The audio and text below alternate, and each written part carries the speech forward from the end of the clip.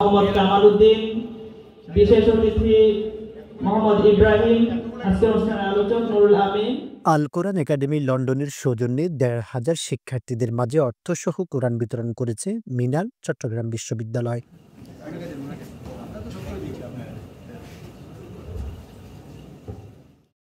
৪ ফেব্রুয়ারি মঙ্গলবার দুপুর ২টায় বিশ্ববিদ্যালয়ের সমাজবিজ্ঞান অনুষদ অডিটোরিয়াম এই কোরআন বিতরণ করা হয়। অনুষ্ঠানে বক্তারা বলেন, কোরআন শুধু তেলাওয়াতের জন্য নয়, এটা বুঝেও পড়তে হবে। কোরআন পৃথিবীর মানুষদের জীবন পরিবর্তন করতে এসেছে, যা মানুষকে অন্ধকার থেকে আলোতে নিয়ে আসে। কোরআনের সাথে যারাই সম্পৃক্ত ছিল তারাই শ্রেষ্ঠ হয়েছে। তারা আরো বলেন, গত বছর ঢাকা বিশ্ববিদ্যালয়ে প্রোডাক্টিভ রামাদান নামে একটি প্রোগ্রামে ছাত্রলীগ কর্তৃক হামলার শিকার হয় শিক্ষার্থীরা।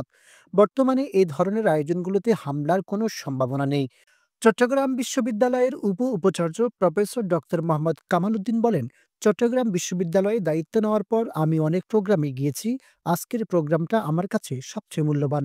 মানুষের জীবন পরিবর্তন করতে রাসূল সাল্লাল্লাহু আলাইহি সাল্লামের উপর কোরআন নাজিল করেছে। ইসলাম সবচেয়ে উদার ধর্ম। সত্য এবং মিথ্যার মধ্যে পার্থক্য বোঝার জন্য আল্লাহ তাআলা আমাদের জন্য কোরআন পাঠিয়েছেন। চট্টগ্রাম বিশ্ববিদ্যালয়ের উপাচার্য অধ্যাপক ডক্টর মোহাম্মদ ইয়াহিয়া আখতার বলেন, কোনো ধর্মের প্রতি আমাদের বিদ্বেষ নেই।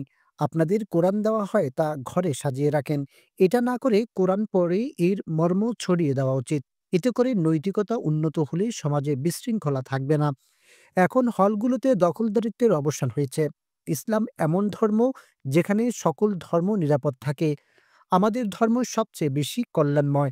তিনি আরো বলেন, আমাদের দেশের বাস্তবতা হলো নামাজ পড়ে অথচ অফিসে টাকার জন্য ফাইল আটকে রাখে।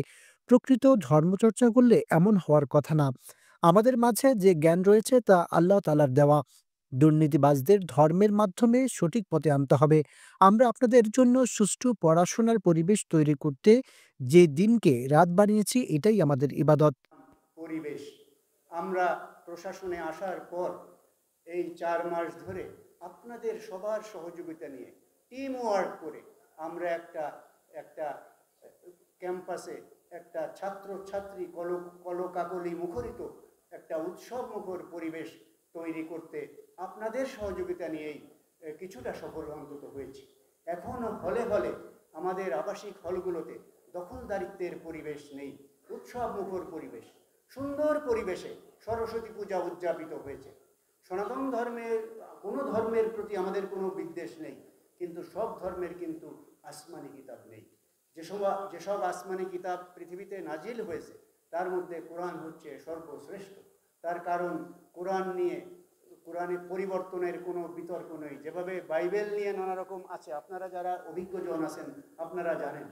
তো কোরআনের যে সমস্যাটা, আপনাদেরকে যে কোরআন দেয়া হলো আপনারা ওটা নিয়ে সাজিয়ে রাখেন, এর বানিয়ে আপনাদের প্রচার করার কথা।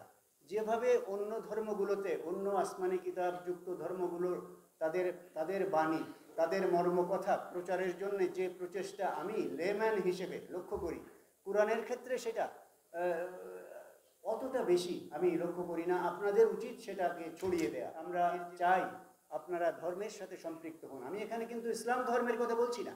আপনারা যে ধর্মাবলম্বী হন, আপনি যদি শিখ ধর্মের অনুসারী হন, আপনি যদি খ্রিস্টান ধর্মের অনুসারী হন, তাহলে আপনি আপনার ধর্মে যদি সম্পৃক্ত থাকেন আপনি অনেকটাই ভালো থাকবেন। কারণ পৃথিবীতে যত ধর্ম আছে এমন কোনো ধর্ম খুঁজে পাওয়া যায়নি যে ধর্ম মানুষকে হত্যা করার অনুমতি দেয়, মানুষের প্রতি অন্যায় করার এই পারমিশন দেয়, মানুষের হককে ঠকানোর অনুমতি দেয়, বা টাকা পয়সা লেনদেন করে শিক্ষক কর্মকর্তা কর্মচারী নিয়োগ করার অনুমতি দেয়।